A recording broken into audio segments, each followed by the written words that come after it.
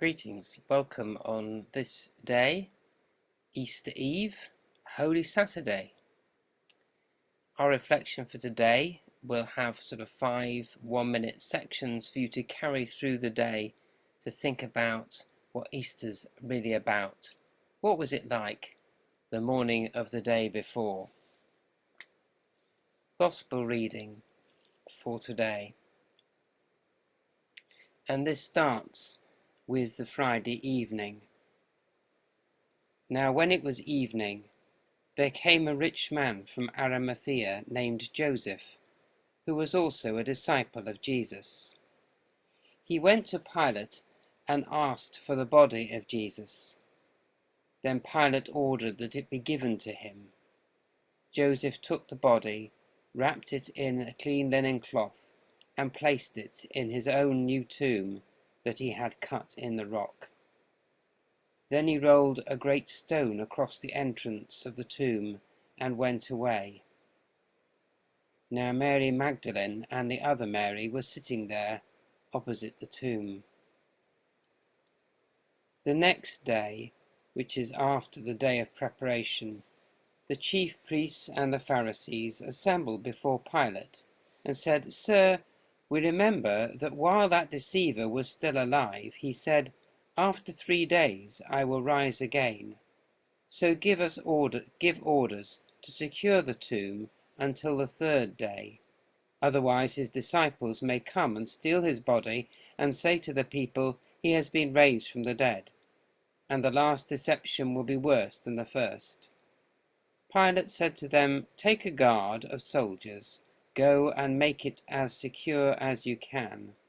So they went with the soldiers of the guard and made the tomb secure by sealing the stone.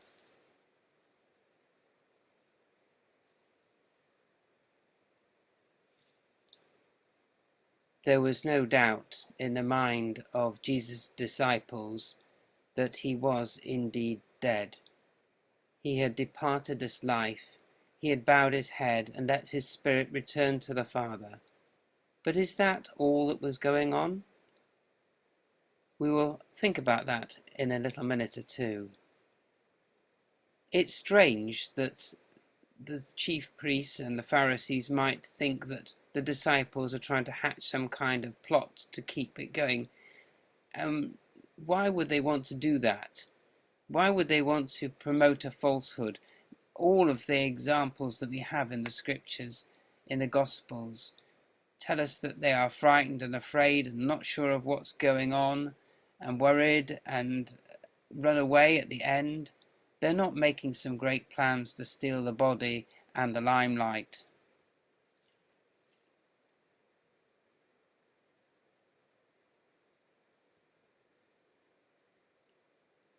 But the chief priests and the Pharisees think differently. We're told that on the day after the preparation day, in other words, on Saturday, on the Sabbath, on their holy day, they must have got together and had a conversation. Shouldn't they do something about the fact that his disciples may claim that he's risen from the dead if something happens to the body?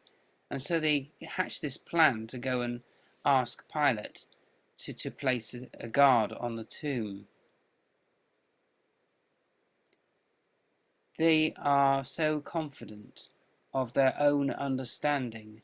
There is no space in their minds to think that something unusual may be happening in the spiritual life of the nation, or indeed of the world.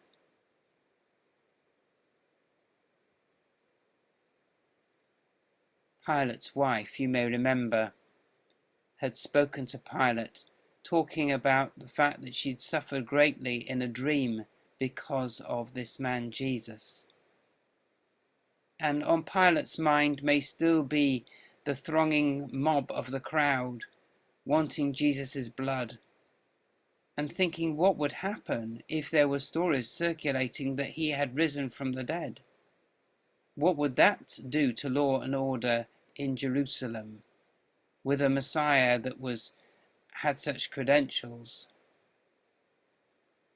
So when the chief priests and the Pharisees arrive and ask for him to place a guard on the tomb, he quite readily accepts.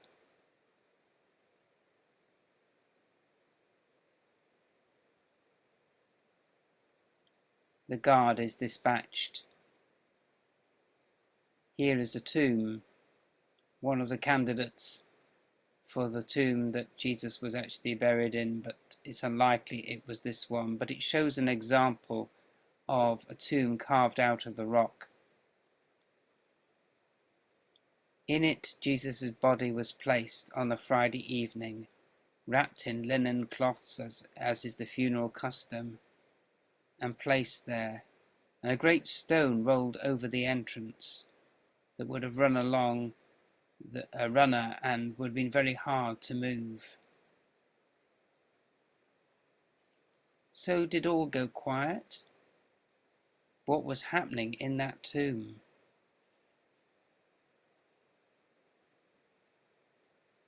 I expect that many of you will have planted some things in the garden or in a seed tray recently.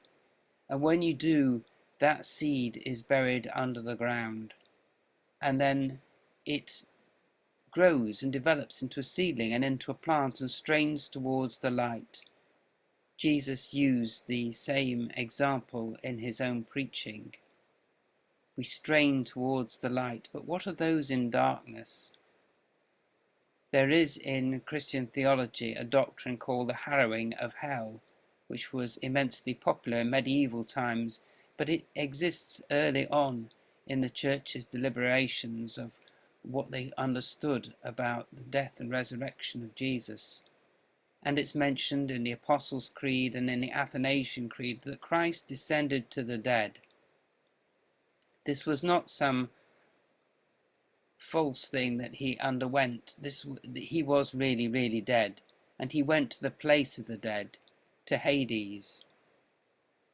As it says in Acts chapter 2 verses 27 and in 31, it's described how Jesus went to the place of the dead and it could not hold him any longer. It could not hold the crucified Christ. Something about what Jesus did on the cross was already effective. It did not need to wait until the resurrection, which brings us hope and joy on Easter Day. In one of the letters, in 1 Peter chapter 4 verse 6, it tells us that the gospel was proclaimed even to the dead. All of those who had not had a chance to hear Christ's preaching and to respond to him had that opportunity when Christ went and preached to the dead. A chance to align themselves. Some of them had hoped and longed for the Messiah, and then they would see him, even though departed this life as we understand it, and come and strain towards the light, like seedlings pushing through the heavy soil and emerging into daylight.